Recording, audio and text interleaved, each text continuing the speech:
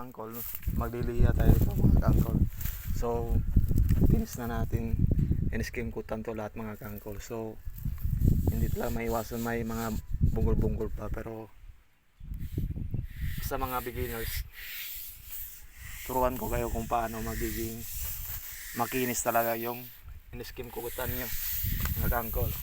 So ito lang gawin nyo mga kangkol, kuha kayo ng kahit anong bagay na pantay lahat, tapos ilagay nyo sa papel liliha mga kangkol.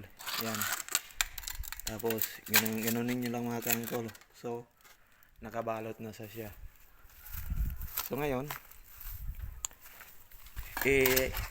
apply na natin siya para pantay lahat ng nahalian mo. So ganito lang pag-apply mga kangkol. Yan.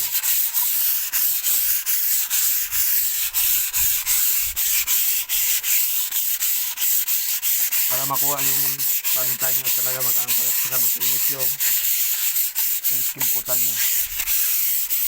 Ayan mga kangkol.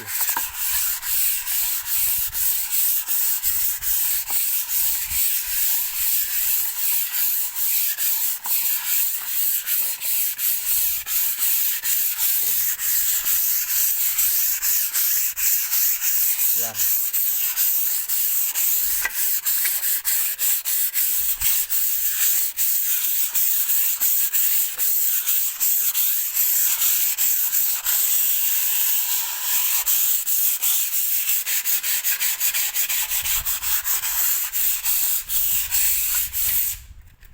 So ayan mga kangkol, sobrang kinis na siya, talagang pantay na sa mga kangkol.